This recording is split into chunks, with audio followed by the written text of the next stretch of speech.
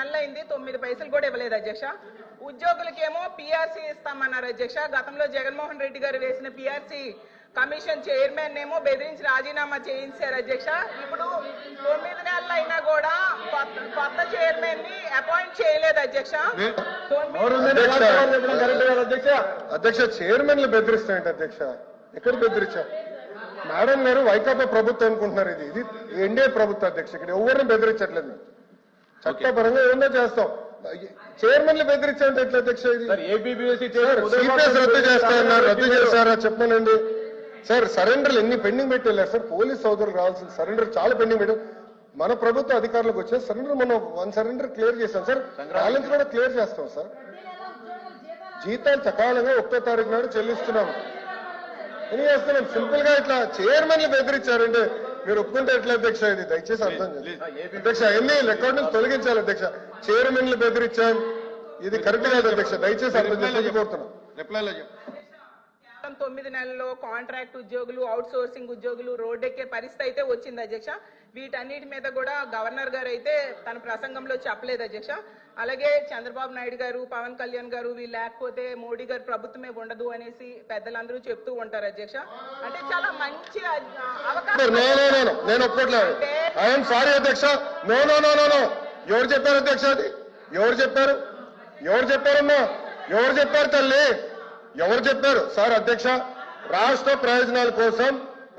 ప్రయోజనాల కోసం అన్కండిషనల్ గా ఇటు చంద్రబాబు నాయుడు గారు కానీ అటు పవన్ కళ్యాణ్ గారు కానివ్వండి, ఇద్దరు నాయకులు కలిసికట్టుగా ఇండియాకి సపోర్ట్ చేశారు. ఎన్నికల ముందల, ఎన్నికలు అయిన తర్వాత రిజల్ట్స్ వస్తుంటే కరెక్ట్ గా 1 అవర్ తర్వాత గౌరవ ముఖ్యమంత్రి చంద్రబాబు నాయుడు గారు స్వయంగా హోంమంత్రి గారికి, ప్రధానమంత్రి గారికి ఫోన్ చేసి కంగ్రాచులేషన్స్, కలిసికట్టుగా ఈరోజు ఎన్డీఏ ప్రభుత్వం 3వసారి ఏర్పడుతుంది అని అన్కండిషనల్ సపోర్ట్ ఇచ్చాం అధ్యక్ష. మేము పదవులు అడగలేదు అధ్యక్ష. రాష్ట్రానికి నిధులు ఇవ్వండి, రాష్ట్రాన్ని కాపాడండి, దివాలా ఎత్తేసింది, చాలా ఆర్థిక ఇబ్బందులు ఉంది, గత ప్రభుత్వం చేతకంతనం వల్ల ఇబ్బంది పడుతున్నాం, మీరు ఆదుకోండి అని చెప్తే రైల్వే జోన్ తీసుకొచ్చా అధ్యక్ష. విశాఖ ఉక్కుని కాపాడే అధ్యక్ష.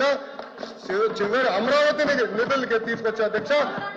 పోలవరంకి నిధులు తీసుకొచ్చా అధ్యక్ష. అది ఈ రోజు మన ప్రభుత్వానికి ఉన్న చిత్తశుద్ధి అధ్యక్ష. మేము ఎక్కడ చెప్పలేదు అధ్యక్ష. దయచేసి మేడం గారు వస్తే విత్డ్రా దట్ పాయింట్. మేము ఒప్పుకోవట్లేదు అధ్యక్ష. అది మటుకు ఏదో మేము సపోర్ట్ చేయకపోతే మేము ఎక్కడో చెప్పినట్లు ఇది సత్యదూరం అధ్యక్ష. మేడం గారు వస్తే విత్డ్రా దట్ పాయింట్ అధ్యక్ష. ఇది చాలా సీరియస్ గా మేము తీసుకుంటాం అధ్యక్ష. అందరూ అంగీకరించాల్సిన నిజం, మన రాష్ట్రంలో ఉన్న ఎంపీల మీద కేంద్ర ప్రభుత్వం ఆధారపడి ఉంది అనేది నిజం కదండి అధ్యక్ష. సో ఇది చాలా మంచి అవకాశం అని చెప్తున్నారు అధ్యక్ష. అధ్యక్ష చూడండి అధ్యక్ష, మాట మార్చుతారు. స్టేట్మెంట్ ఇవ్వండి. మనోడే రాస్తున్నారు, స్టెనో ఉన్నారు, స్టేట్మెంట్ ఇవ్వండి అధ్యక్ష. నేను అది రికార్డ్ నుంచి తొలగించాలి అధ్యక్ష. అది సీరియస్ అలిగేషన్. సీరియస్ అలిగేషన్ చేశారు మేడం గారు. మా పైన ఆరోపణలు చేస్తున్నారు. నేను ఎక్కడో స్టేట్మెంట్ ఇచ్చినట్టు మాట్లాడినట్టు ఉంది, లేదా తెలుగుదేశం పార్టీ సభ్యులు ఏదో స్టేట్మెంట్ ఇచ్చినట్టు మాట్లాడారు. కరెక్ట్ కాదు అధ్యక్ష. నో మేడం గారు వస్తే విత్డ్రా దట్ అధ్యక్ష. చాలా స్పష్టంగా అధ్యక్ష మేడం గారు ఏమన్నారంటే మేము ఎక్కడో స్టేట్మెంట్ ఇచ్చినట్టు, మా పైన కేంద్ర ప్రభుత్వం ఆధారపడి ఉంది అని వక్రీకరిస్తూ మేడం గారు స్టేట్మెంట్ ఇచ్చారు అధ్యక్ష. నేను మళ్ళీ చెప్తున్నా, అన్కండిషనల్ సపోర్ట్ చేశాం, రాష్ట్ర ప్రయోజనాల కోసం చేశాం. గత 9 నెలలు పూర్తి చేయలేదు సార్. మీరేమన్నారు అధ్యక్ష? ఒక్క నిమిషం. మీ నాయకులు ఏమన్నారు అధ్యక్ష? పులివెందుల ఎమ్మెల్యే ఏమన్నారు? గతంలో మెడలో ఉంచి ప్రత్యేక హోదా తెస్తాన్నారు. ఏమైంది? మెడలో ఉంచి ప్రత్యేక హోదా తెస్తానని ఆనాడు చెప్పారో చెప్పలేదా? అన్ని బిల్స్ మీరు 5 సంవత్సరాలు సపోర్ట్ చేశారు. ఏమైంది? ప్రత్యేక హోదా తీసుకురాలేదు. మేము మళ్ళీ చెప్తున్నాం తెలుగుదేశం పార్టీ, జనసేన సభ్యులు కూడా ఉన్నారు. తెలుగుదేశం పార్టీ, జనసేన 2 పార్టీలు కలిసి అన్కండిషనల్ గా ఇండియన్ మేము సపోర్ట్ చేశాం. ఎన్నికల ముందర కూడా చెప్పాను ప్రజలకి. నేను చెప్పాను అధ్యక్ష. ఒక్క నిమిషం సార్. మేము 24 ఎన్నికల్లో ఏం చెప్పాం? డబుల్ ఇంజిన్ సర్కార్ అని చెప్పాం. డబుల్ ఇంజిన్ సర్కార్ ఇప్పుడు వచ్చింది. కేంద్రం రాష్ట్రం ఒకే ప్రభుత్వం ఉంది. రైల్వే జోన్ ఎవరు కాపాడారా? మేము కాపాడాం. విశాఖకు మీరు పెద్ద మాటలు మాట్లాడుతున్నారే. 13,000 కోట్లు చంద్రబాబు గారు పైన నాయకత్వం మేము తీసుకొచ్చాం అధ్యక్ష. 13,000 కోట్లు తీసుకొచ్చాం. మీ ఉత్తరాంధ్ర ఎమ్మెల్సీలు మాట్లాడమనండి. మీరేం చేశారు 5 సంవత్సరాలు? ఏం చేశారు మీరు 5 సంవత్సరాలు? అడుగుతున్నా. అమరావతి నిధులు ఎవరు తీసుకొచ్చారు? మేము తీసుకొచ్చాం. పోలవరం గాలి వదిలేశారు మీరు. బుల్లెట్ దిగినా అని మీ మంత్రి గారు అడిగారు. ఏమేరైనా పెద్ద మాట్లాడతారు. పోలవరం నిధులు తీసుకొచ్చారు. 6.5 ప్యాకేజ్ కి మొన్న 1000 కోట్లు రిలీజ్ చేశాం. నో అధ్యక్ష, ఐఎమ్ ప్రొటెస్టింగ్. మేడం గారు has to withdraw that statement. ఇది కరెక్ట్ కాదు అధ్యక్ష. I'm sorry. ఓకే, సభ్యులు ఉన్నారని చెప్పొచ్చు, ఐ హావ్ నో ప్రాబ్లం. కానీ ఏదో మేము వాళ్ళని థ్రెటన్ చేస్తున్నట్టు ఏదో మా పైన ఆధారపడే పదం వాడతాం కరెక్ట్ కాదు అధ్యక్ష. మేము ఏనాడో అనలేదు. మా సపోర్ట్ అన్కండిషనల్. రాష్ట్ర ప్రయోజనాల కోసం కేంద్ర ప్రభుత్వాన్ని మేము సపోర్ట్ చేస్తున్నాం. అది చాలా క్లారిటీగా ఉంది అధ్యక్ష. కానీ దయచేసి అది మటుకు రికార్డును తొలగించాలి అధ్యక్ష. రికార్డు పరిశీలించి చూద్దాం. అధ్యక్ష చూడాలి కదా. ఇప్పుడు ఆ రికార్డు చూసి ఆ మాటలుంటే తొలగిస్తాం. కూర్చోండి. అధ్యక్ష, విద్యాశాఖ మంత్రి గారు వచ్చి మాట్లాడుతూ చాలా ఆవేశంగా ఆయన తాలూకు మాటలు చెప్తున్నారు. నేను మీ ద్వారా ఆయనకి మీ ద్వారా ప్రభుత్వాన్ని అడుగుతుంది ఏంటంటే, ఇవాళ జరుగుతున్న చర్చలో మా సభ్యులు అడిగింది ఏంటి? ఈ ప్రభుత్వం ఇవాళ కేంద్రంలో ఉన్న ప్రభుత్వం ఈ మన మన మన మన మన ఈ కూటమి ప్రభుత్వమే ఆధారపడి ఉంది అక్కడ.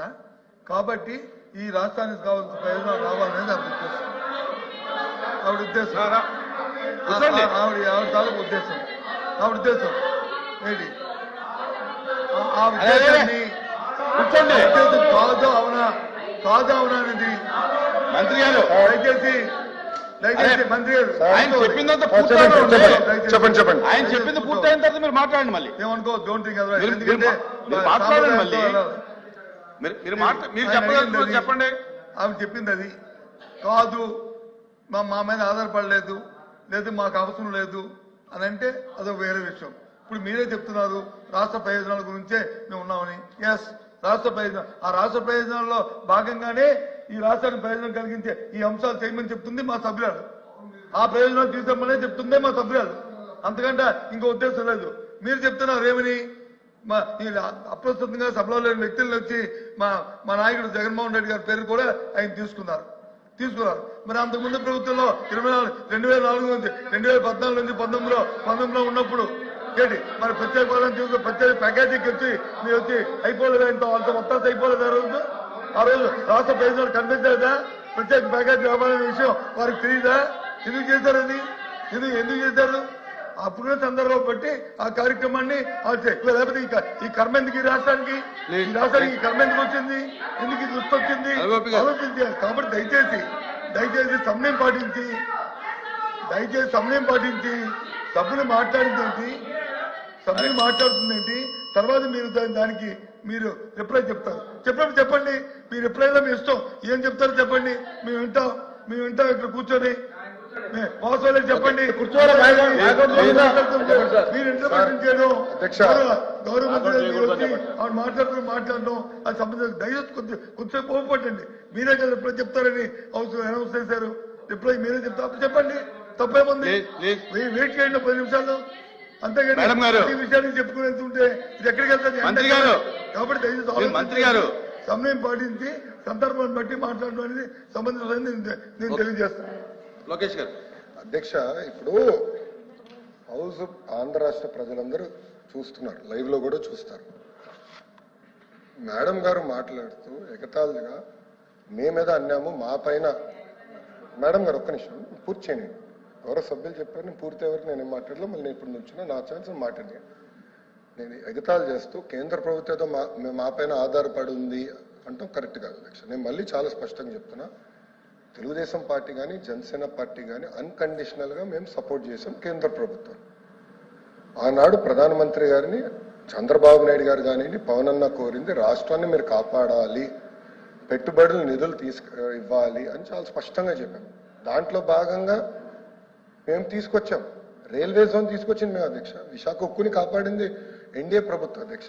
గతంలో కాపాడింది ఎన్డీఏ ప్రభుత్వం, మళ్ళీ కాపాడింది ఎన్డీఏ ప్రభుత్వం అధ్యక్ష. వాజ్పేయి గారు కాపాడారు, ఇప్పుడు నరేంద్ర మోడీ గారు కాపాడారు. మేము వెళ్ళి మాట్లాడాం, మేము చర్చించాం, అది జరిగింది. అంతేకాకుండా అధ్యక్ష అమరావతికి నిధులు తీసుకొచ్చాం, పోలవరానికి నిధులు తీసుకొచ్చాం. సో అధ్యక్ష మళ్ళీ నేను మేడం గారిని కోరేది, కేంద్ర ప్రభుత్వం సహకారం ఆంధ్ర రాష్ట్రానికి చాలా చాలా అవసరం. వక్రీకరిస్తూ ఎగతాళి చేస్తూ మాట్లాడటం కరెక్ట్ కాదు. మేము అన్కండిషనల్ గా సపోర్ట్ చేసాం. వీఆర్ పార్ట్ ఆఫ్ ఎన్డీఏ అధ్యక్ష. మళ్ళీ ఎన్నిసార్లు చెప్పాలి నేను? మా సపోర్ట్ అన్కండిషనల్. ఎన్నికల ముందల మేము చేరం. ఎన్డీఏలో ఎలాంటి కండిషన్స్ పెట్టకుండా రాష్ట్ర ప్రయోజనాల కోసం ఎన్డీఏలో మేము కానివ్వండి, పవన్ అన్న నాయకత్వంలో జనసేన కానివ్వండి, మేము చేరం. అన్కండిషనల్ గా సపోర్ట్ చేస్తున్నాం. దాంట్లో భాగంగానే ఈరోజు ఎప్పుడు రాని విధంగా మీరు 5 సంవత్సరాల్లో తీసుకురాని నిధులు మేము 9 నెలల్లో తీసుకొచ్చాం అధ్యక్ష. అది తెలుగుదేశం పార్టీకి జనసేన పార్టీకి ఉన్న చిత్తశుద్ధి. ఆంధ్ర రాష్ట్ర ప్రజల పట్ల మాకున్న చిత్తశుద్ధి అధ్యక్ష. దయచేసి అది గమనించుకుని కోరుతున్నాను. అందుకే అధ్యక్ష రికార్డులు చూడండి. నాకు తప్పు అర్థం ఉంటే ఓకే, నో ప్రాబ్లం, కానీ దయచేసి రికార్డులు పరిశీలించి తొలగించమని కోరుతున్నాను. కూర్చోండి కూర్చోండి ప్రత్యేక హోదాని మేడం, మీరు కాంట్రవర్సీ లేకుండా త్వరగా క్లోజ్ చేయండి. ప్రత్యేక హోదాని ఎందుకు సాధించలేకపోయారో ప్రసంగం ద్వారా గవర్నర్ గారు చెప్పుంటే బాగుండేది.